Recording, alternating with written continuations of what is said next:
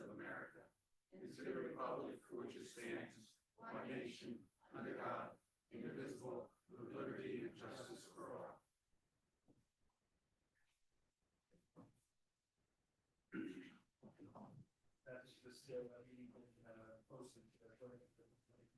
Yes, Chairman, it has.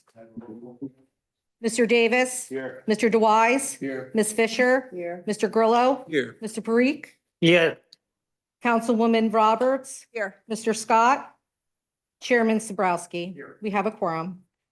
The minutes from the January 9th, 2025 available.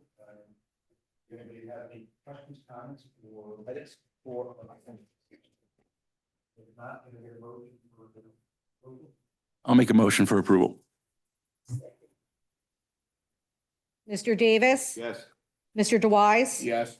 Ms. Fisher. Yes. Mr. Grillo. Yes. Mr. Parikh. Yes. Councilwoman Roberts. Yes. Chairman Sabrowski. Yes. Thank you. Present, we have a presentation this evening. It's an informal presentation from my dynamic engineer.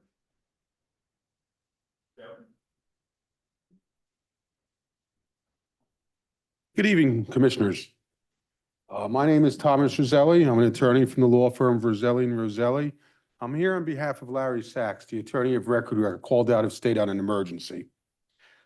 We are here this evening for an informal presentation on behalf of Paramount Realty NJ LLC for a proposed self-storage facility which is located at Main Street and the Garden State Parkway here in obviously Sayreville, New Jersey. It's blocks 333.02, lots 1, 2, and 3. I have Tom Mueller from Dynamic Engineering Consultants, who is going to explain to you and show you our concept for the property. And we also have a representative of the company for any questions. I would like to ask Tom Mueller to come up and begin his presentation.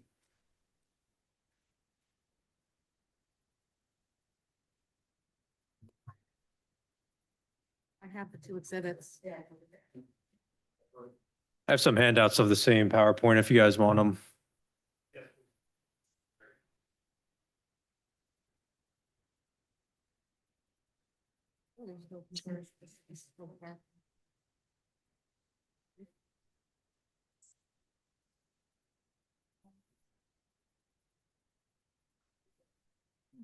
Bring PowerPoint presentation, but there's no slide. Hold on, let me see. Oh, there you go. I found it. And just to note, Mr. Scott has arrived as well. Also, maybe we can. Hold on, hold on, thank you. Time this. Yeah, sorry.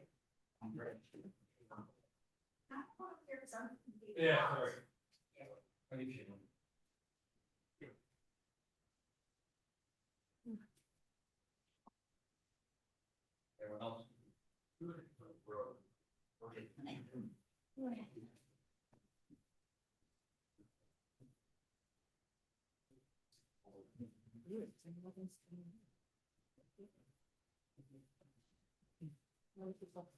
All right, good evening. My name is Tom Mueller. I'm with Dynamic Engineering Consultants. I'm the applicant's civil engineer for the project. I've been involved in this project for a few years by now. I presented in front of this commission a few years ago. It was actually previously reviewed last in 2023 by SERA under a different applicant, Insight Property Group. They've since left the project and Paramount Realty took over the project. From a grand scheme of things, it's almost identical. We did shave back some of the yield, and which I'll go through in a few minutes. But what we're here tonight is basically to refresh you with this project and hopefully take the next steps with a redevelopment plan amendment to proceed with the next steps of the project.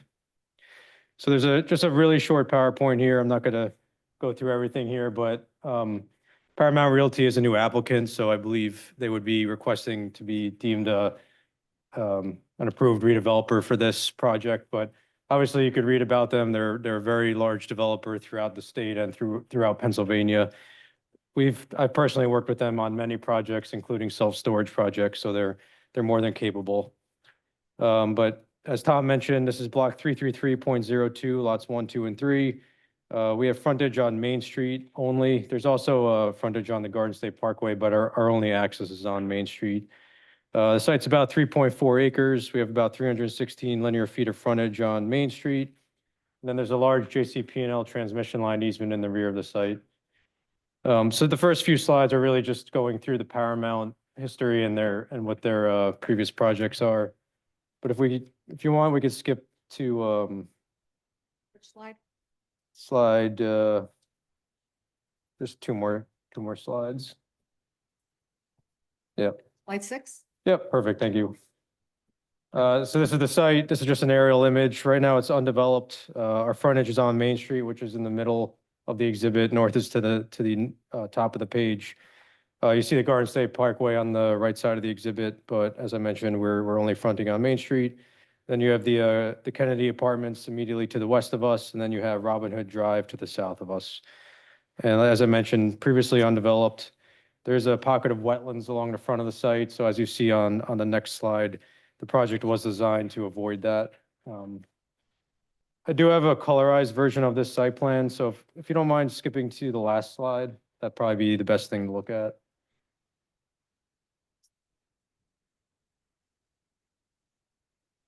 Slide 9? Yep.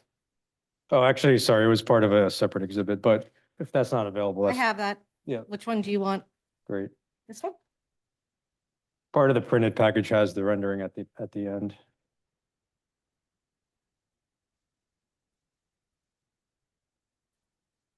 Okay. Yep.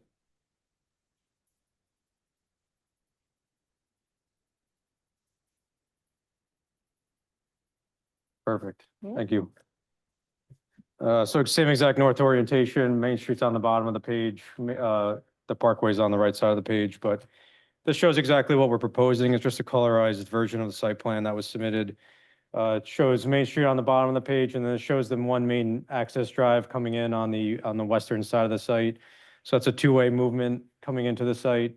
And then it opens up to the back where we have our parking area and then our self-storage building shown in the orange color.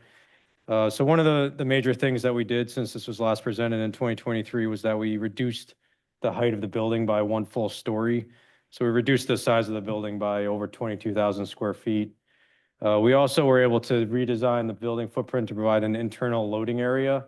Previously, there were no internal loading areas. All the loading would essentially happen outside the building. But we were able to rework the parking and rework the building footprint a little bit to allow for that internal loading area, which is shown in that brighter orange color. And as a result of that, we were able to reduce the gross floor area to 109,537 square feet. So that includes a footprint of 24,333 square feet. There's a small cellar, which is 13,000 square feet. And then the floors above that are basically 22,000 square feet on the first floor and then 24,000 square feet on floors 2, 3, and 4. Other than that, there have been no major site plan changes. The driveway and the location of the access to Main Street has been reviewed and approved by the county.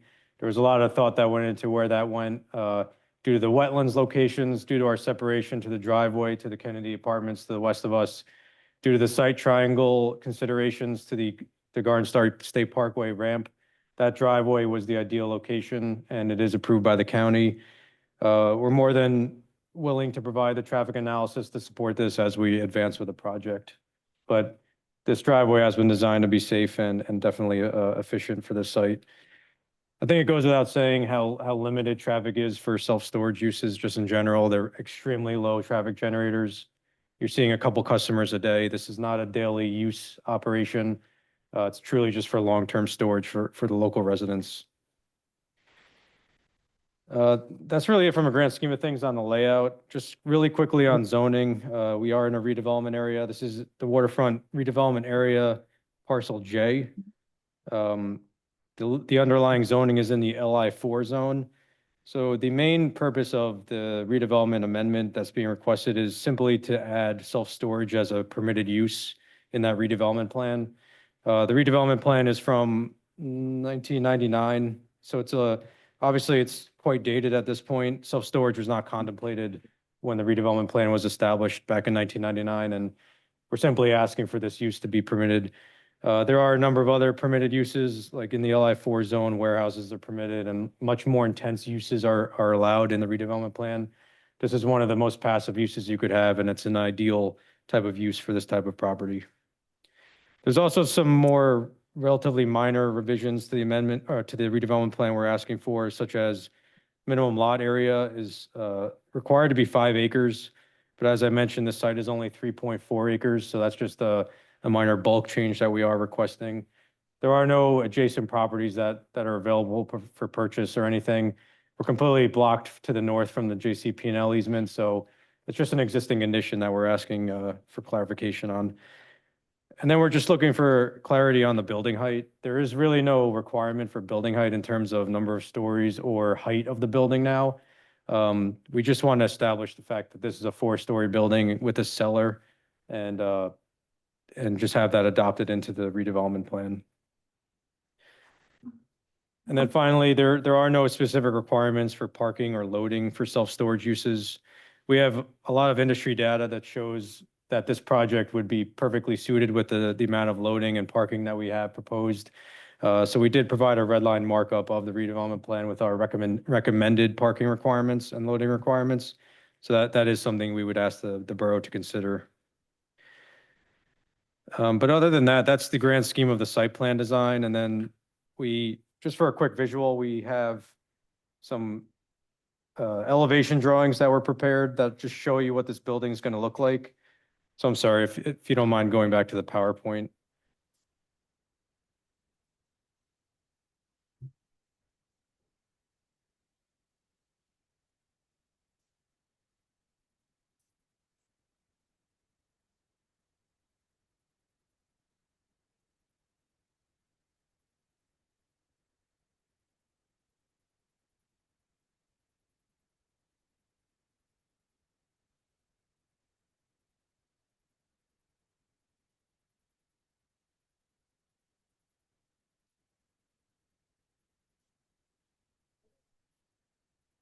I think you just have to drag it over to that.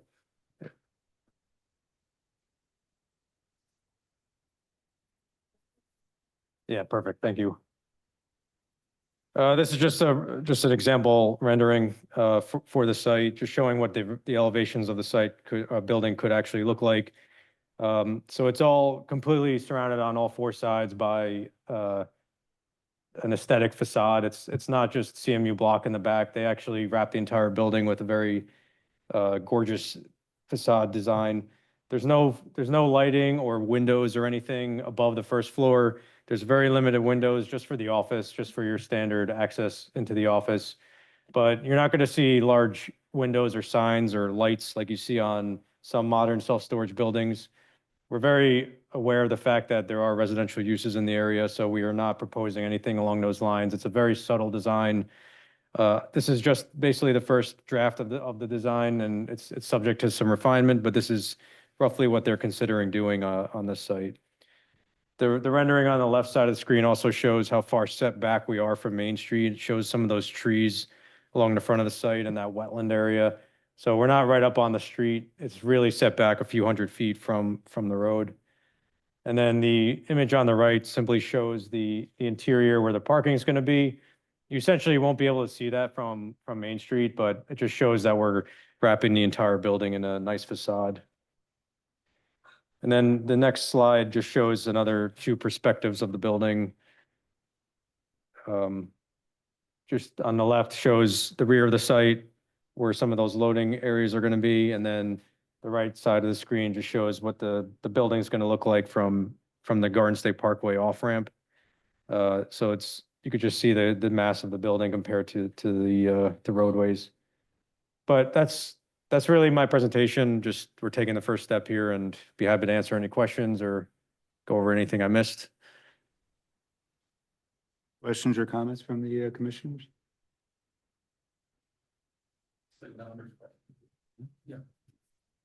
So just to double check my writing, you've got a 13,000 square foot basement, 22,000 square foot first floor and 24,000 square foot second floor.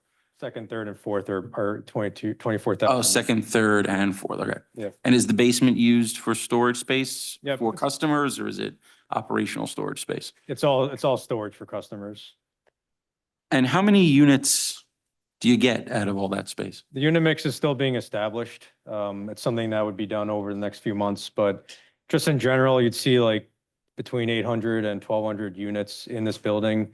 It really depends on what size the market demands, smaller units or bigger units. Thank you. My question is just about how it's going to be visible to the residents. I understand that it's kind of a very deep property. So is the top of the building going to be visible, even though it's not lit, to the residents on the other side? Or will they just see the trees and the facade and the driveway? How much will they see? They might see the third or fourth floor. They're not going to see the full building. It's going to be substantially buffered, but there will be some visibility of the building above that existing tree line. The Robin Hood Drive residents, I've been out there a number of times. They're all inward facing, obviously. None of them face onto Main Street. They all face Robin Hood Drive and the streets inside. There's a fence along that Main Street property line, and we offset that driveway from Robin Hood Drive, so you're not really going to have any headlight glare going in down Robin Hood Drive. But to answer your questions, a part of the building will be visible, but you won't see any lights or anything or windows at that elevation. Okay, thank you. I'm just looking at the general notes. I think there's 3 or 4 different owners of these different parcels. Is that correct? You don't own the site outright, from what I'm seeing, No, or the developer, I should say. Paramount's the contract purchaser, and it's owned by 2 people, James Leonard and Frederick Curtis, to my knowledge. That's based on most recent tax information that I have. But we don't own the property yet. We're just the contract purchasers. Is this open 24 hours? No, it won't be open 24 hours. We haven't established exact hours yet, but the office is your general hours, like 7 a.m. to 8 p.m.-ish, but it's not always open. I don't know if it was discussed yet, but was there, and I don't want obviously testimony at this point, but just a discussion on the circulation of, or which way traffic would flow? Is there going to be limited access, or how will that work? It is a main two-way driveway to Main Street. It's all going to be focused in that one driveway, but then it is 2 ways throughout the entire site. So as cars come back down to Main Street, they can make a right or left back onto Main Street. That has been approved by the county, but we're not forcing lefts or rights out of the Main Street driveway. They can go left or right. Mr. Chairman, our office previously reviewed this use in the past. We thought it was a reasonable use because of the abnormal lot size and the restrictions with traffic, how it's a low intensity use. We did have some concerns with the driveway where we thought a right in, right out might be more efficient because of the proximity to Robin Hood Drive. It's a borough design standard to stay a minimum distance from driveways. So that would be something that we'd have to look at. But the lot is limited because of the JCP&L easement and the wetlands.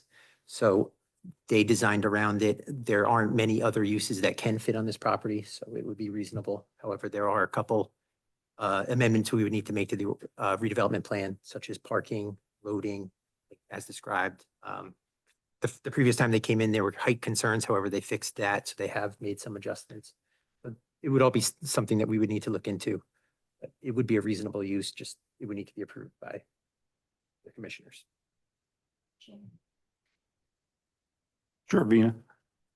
So I'm obviously looking at the site plan for the first time. And I have worked with storage facilities before, so I do agree it's a benign use, especially for a site like that.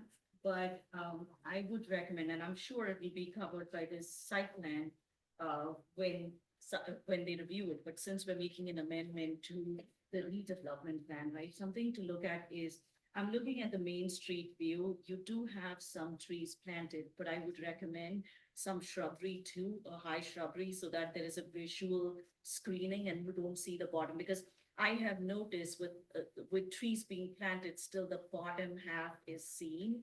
And I think for residents living across the street, it makes sense to have that visual barrier and make it more attractive. The other thing I noticed is your landscape buffer along the west side. I know you're trying to fit in as much with landscaping, but there is a sliver where the trees or the landscaping thins out. I think just looking at the layout, there are some adjustments that you can make to the building angle so that you get a little more buffer in that sliver area. You know what I'm talking about, Yes. right? Yep. Because if you tilt the building slightly towards the basin, you will be able to get a wider buffer along that sliver area. And I think that would be quite appreciated. Yeah, that's definitely something that we could look at. It is important to note this building is completely compliant with the existing bulk requirements in terms of setbacks, meets the 50-foot setback up to all property lines. But I fully understand what you're looking at. We could definitely take a look. It would be, like, suppose there was no redevelopment plan in place. You would be in front of the zoning board and you're trying to justify your use variance with the positive criteria, right? Right. So then in that sense, aesthetic improvements or the landscaping helps you gain that use variance. Luckily, you're amending the redevelopment plan, but I think that is something the agency would want to see, the board would want to see as well. Absolutely. Yep. We also have that sidewalk along that western property line, so I might be able to flip that to the other side of the driveway to pick up that green space.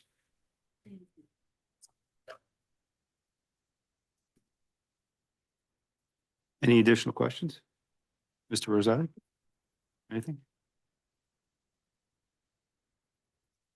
No other questions. We also have a representative from Paramount if they have any questions.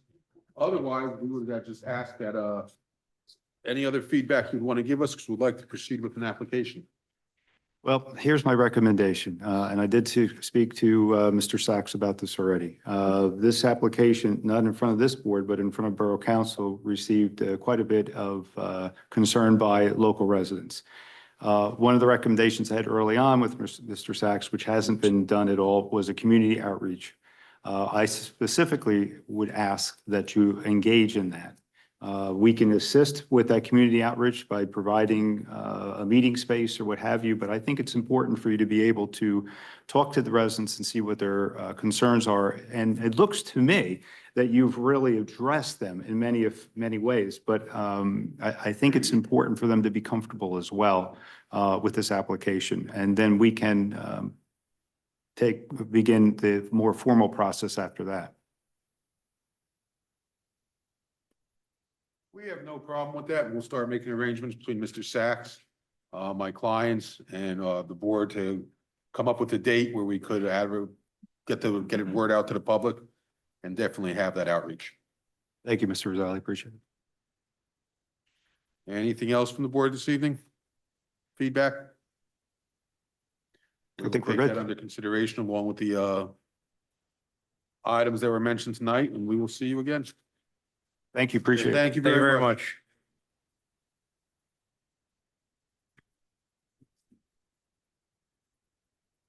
All right, moving on in our meeting this evening, we have a discussion. I think it's a simple discussion on the Main Street speed reduction study. I know Justin has some discussion, but before we get to that, all I can say is when we think things are easy, things are never easy, right, Justin? Unfortunately. So we tried to save you a little money just by talking directly to the county. We told them that we believe this road qualifies as statute to 25 miles per hour due to the schools, the municipal building. And they agreed with us, but they also said at some point this road was changed from 25 miles per hour to 30 miles per hour. So you need to give us something else that shows why we should change it. So the first step was to provide that speed survey we did where the police for a week took the speed of the cars. The results came in and the 85th percentile, which is the free flowing speed, was higher than 30 miles per hour. It was 31 and 36 miles per hour respectively.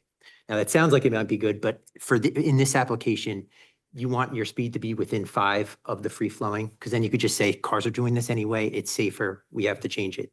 Now we need a formal engineering report to justify changing the speed limit.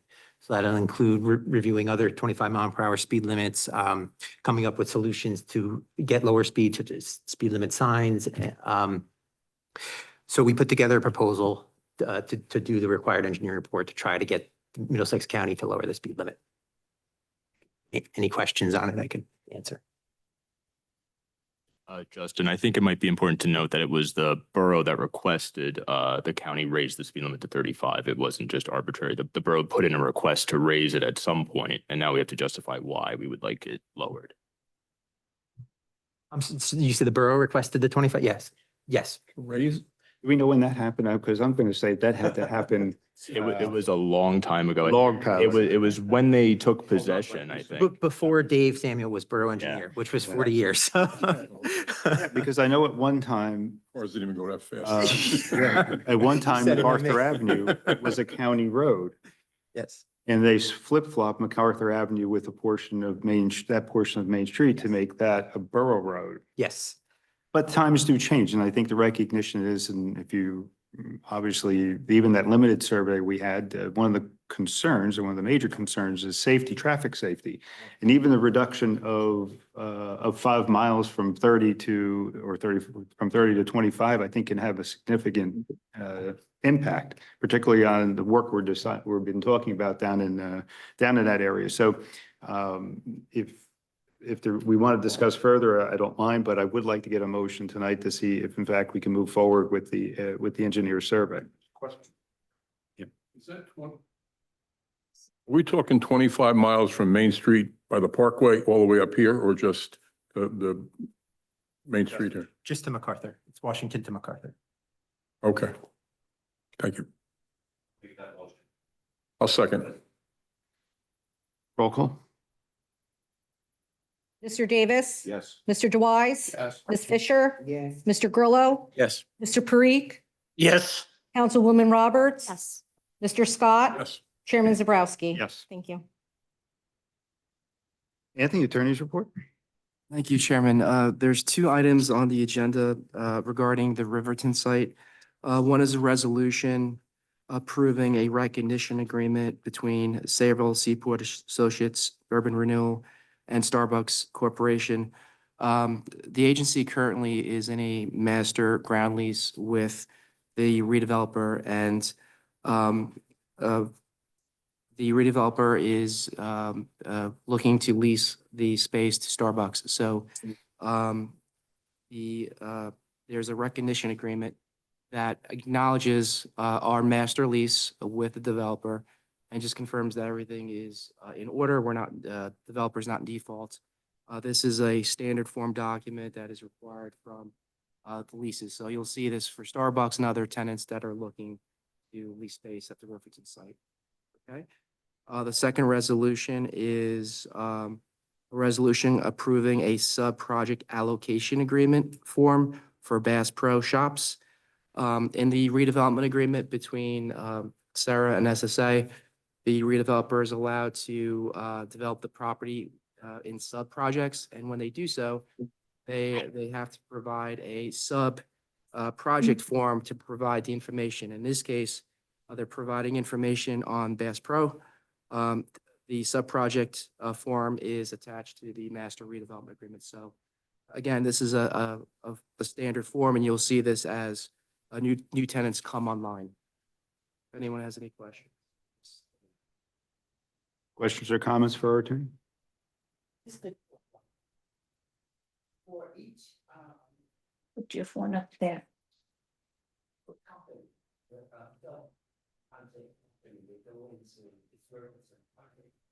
And I read the resolution that was attached to our agenda. We have, SERA has to sign agreement, an additional agreement with each one of the sub-project companies for every company that goes in. Yes. That area. Yes, we're confirming that, number one, we have a master lease agreement with the redeveloper, and we're confirming, number two, that the redeveloper is not in default. Those are the 2 key points that they want to know before they enter into a sublease agreement with the developer. So we're assuring that the lease is in place and the developer is not in default, that they're in good standing.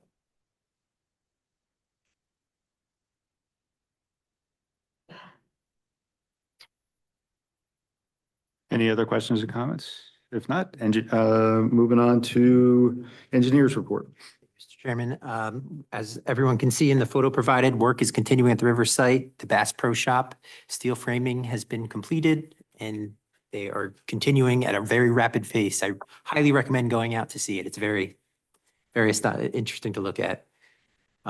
We have our upcoming BDA meeting, February 25th, where we'll find out more about the in-site cleanup. And that's all I have for today. Questions or comments for our engineer?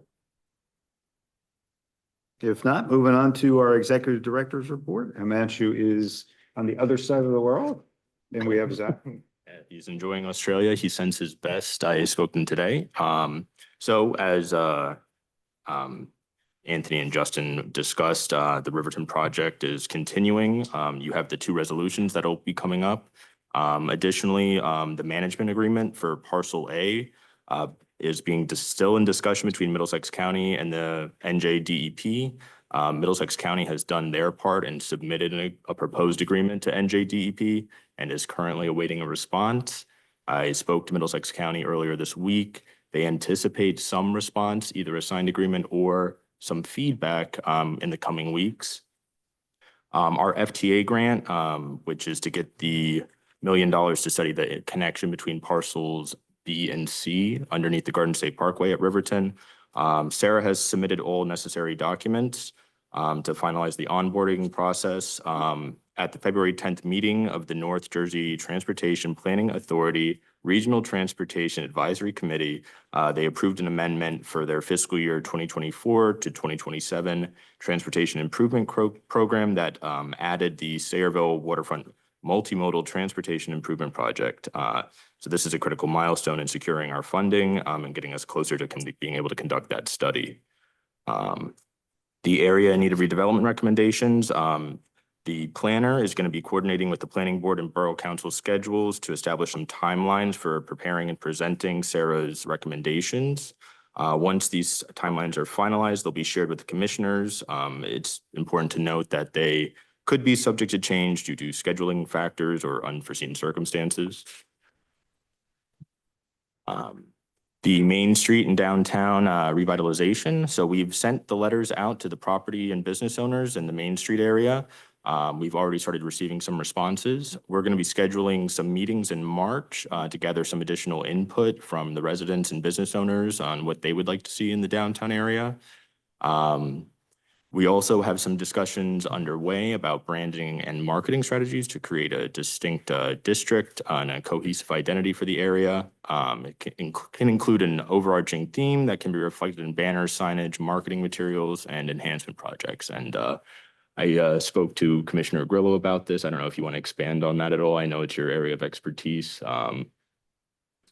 Sure. We had a terrific meeting, I guess, about a week ago or so.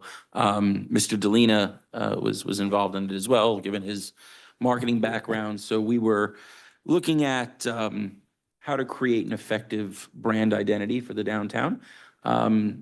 Taking it slow, right? We've talked about this is very remedial. Let's get our feet wet and get the community to understand what we're trying to achieve. And so, as Zach said, banners, welcome signs, more trash receptacles, seating, things like that. But most importantly, making sure that what we're doing matches a theme that we are trying to push forward. So the first thing is trying to figure out that theme, right? What is downtown Sayreville? What are we trying to achieve by promoting it? Who are the people that we're trying to attract? So there's a whole sort of established process of doing that. And Kevin and Zach and John and Himanshu were all involved in that discussion. And we'll have some results to bring to you guys, I think, within the next month or so. And I think we're trying to hang on to the history of this community and really tell the story of the history of the community while also embracing that this is an area that does need revitalization, but they don't have to necessarily be two separate things. Thank you. And the final item is the SERA Spotlight podcast was launched. So the first episode of the SERA Spotlight was released on the agency's social media channels. This episode featured Chairman Zabrowski providing an overview of SERA and the redevelopment process. If you haven't already, make sure to follow the agency on Facebook, Instagram, and LinkedIn to stay updated. And thank you to Kevin for all of his work on that. It really turned out excellent. If you haven't had a chance to watch it, please watch it. very good. And that's all. Questions or comments for Zach? And just one comment, I believe, Steve, that will be part of our workshop discussion, right? And for March, right? Where's that? Yeah. Just one. The letter that went out, is that the same letter the commissioners received in December of the draft? Yeah. Is that the same letter? Yes, it's the same one.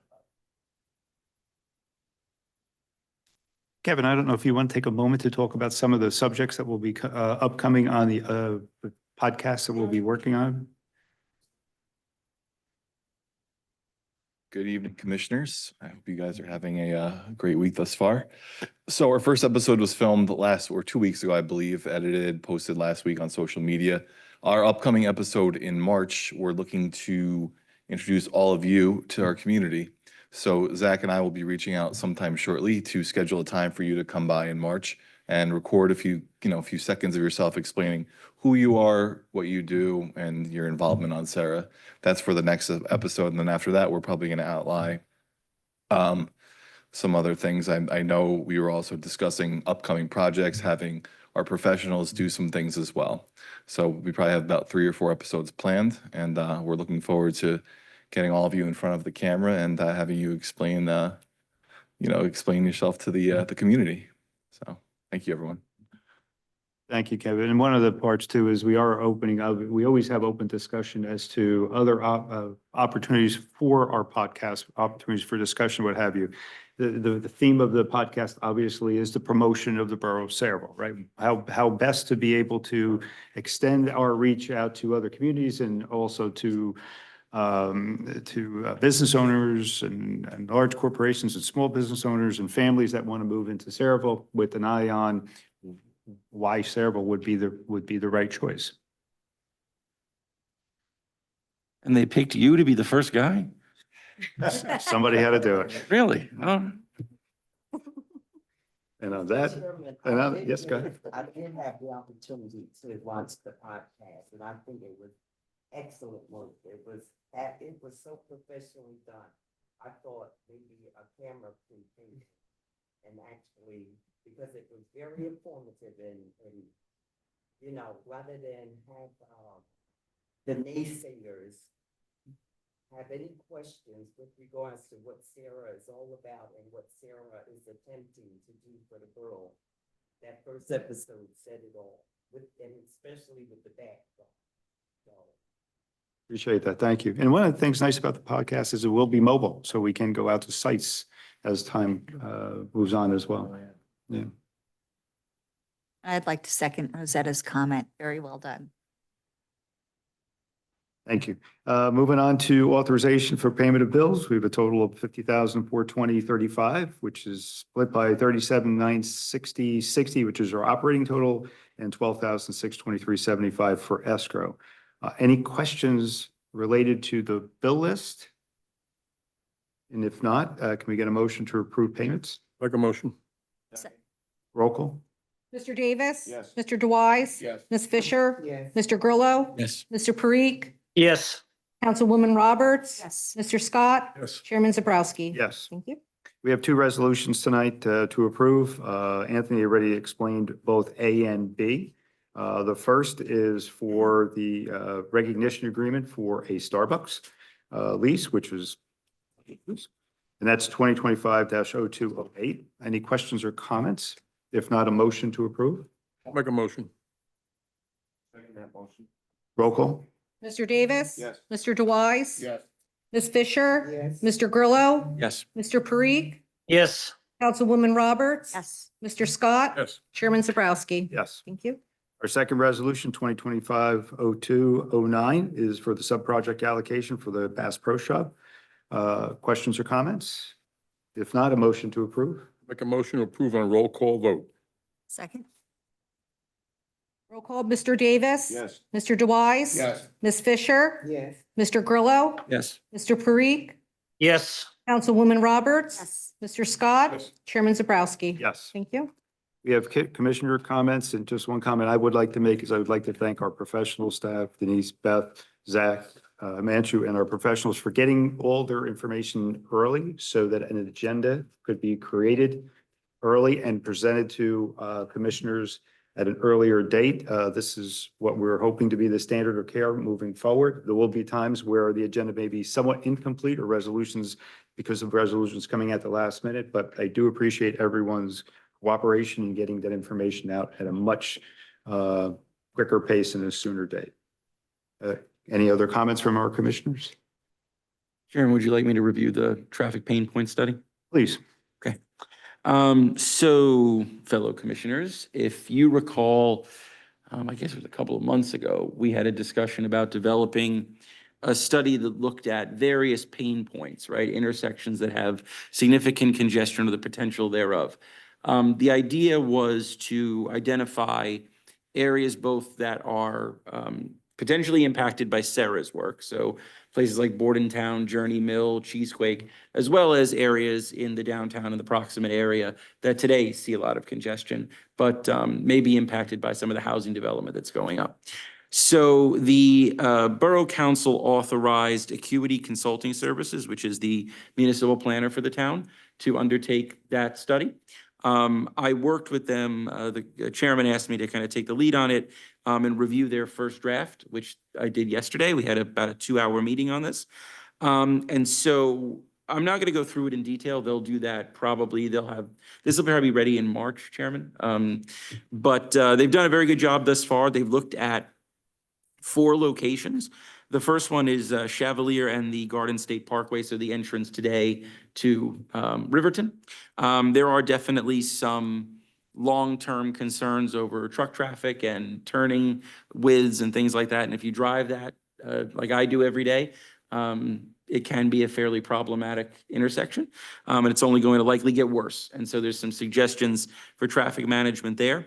They also looked at the intersection of Main Street and the Main Street extension. So when you're coming down from the police department and the vet hospital, and then of course, if you're coming down the extension, it's a somewhat strange intersection that gets bottlenecked, especially in the afternoons. So they've got some ideas for that. And then that also sort of has a butterfly effect because there is I think it's Stiegel Drive is where the new housing development is being built currently. And then of course, Crossman by the Quick Check. All of that compounds itself, especially in the PM rush. And so they're looking at some options there to try to help move traffic a little bit more freely. Of course, as we all know, there's really only 2 roads in and out of the residential areas. It's Washington and Main. And so Main is fairly congested as it is. They also looked at the intersection of Washington Road and Ernston Road. So that's where the ShopRite, the new Dunkin' Donuts, the Shell station. From a vehicular perspective, it's really not all that bad, but the high school is there, right? And so you do have a lot of pedestrian traffic. And so they also looked at Main Street and Crossman, as I mentioned earlier. And then Himanshu and the chairman asked them to expand this and look at the Bordentown corridor as well. So they're going to look at Bordentown and Ernston, which I'm sure we all know is something to avoid at most times. Repeat, where was that again? Bordentown and Ernston, underneath the railroad bridge. The worst. And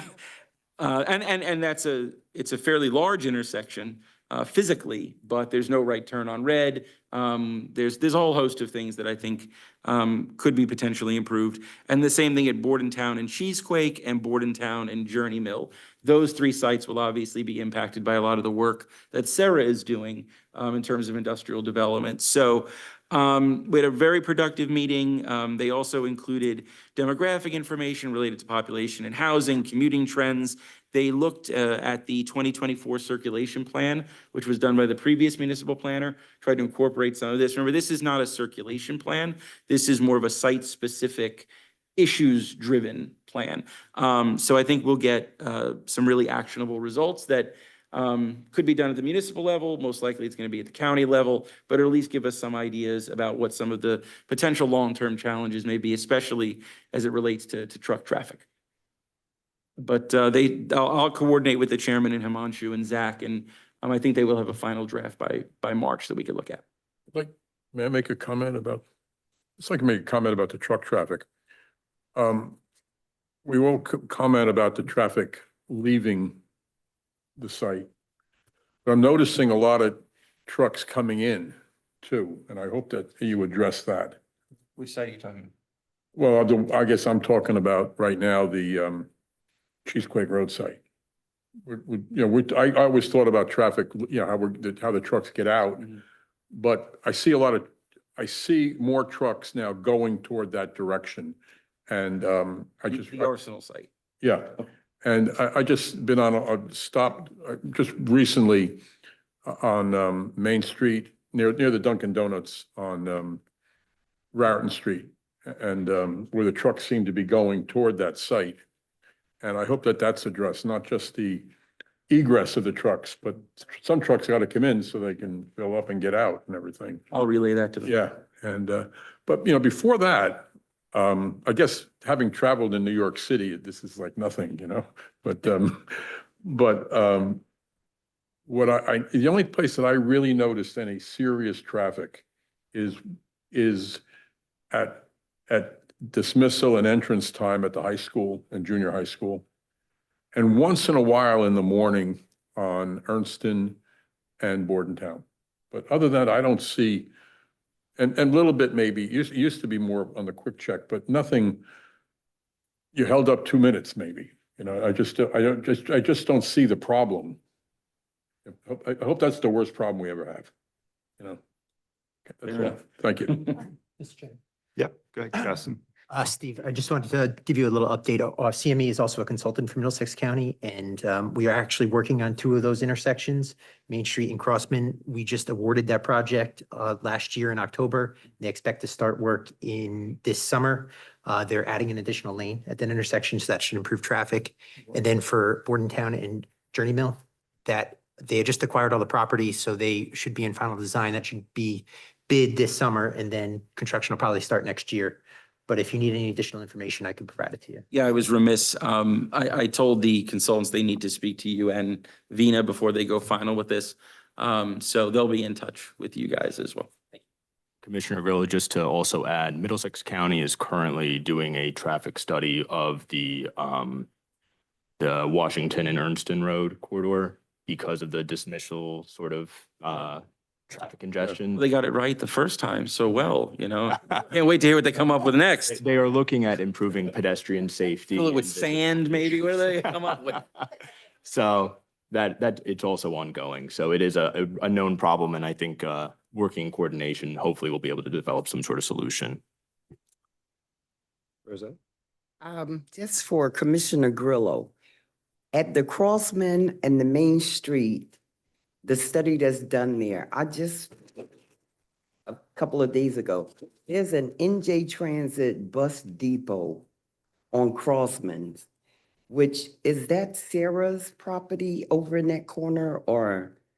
Okay, so there's more traffic coming from the left-hand side of Crossman because there's that access link bus depot that's tucked in back up in that area. And I couldn't tell if it was SERA's property because SERA does have property on Main Street in that area. I just wasn't sure if that was part of the property owned by SERA.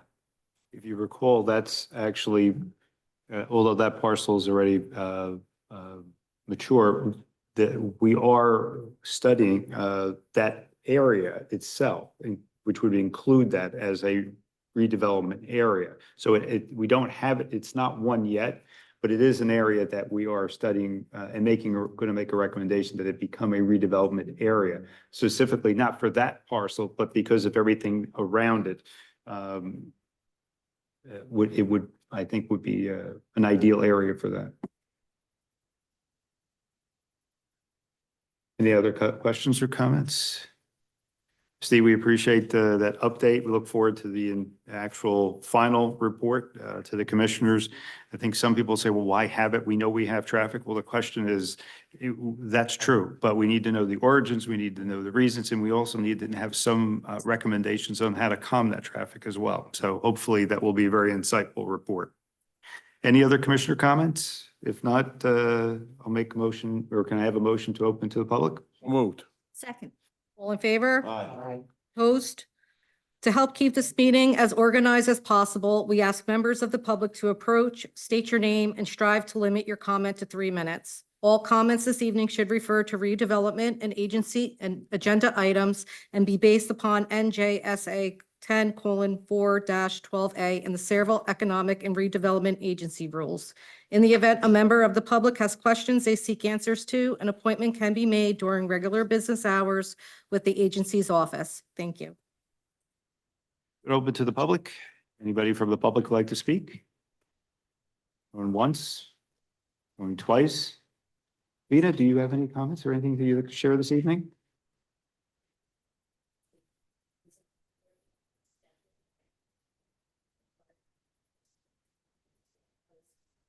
I'm done with study.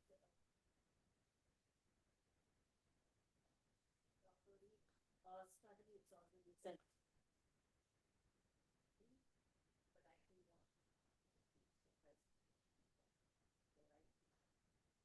Okay. Anybody else from the public? If not, a motion to close public? Moved. Can I get a motion for, do we have executive session? Make a motion? Adjourn? Well, it's always, didn't you say executive? No, session? there's no, we don't have anything. So can we Make a use that motion as to adjourn then. All in favor? Aye. Opposed? Everyone have a great evening. Good night, Trishar. Good night. Good night. Good night, everybody. Good Oh, no. night. Yeah, I do have a question. Then I have a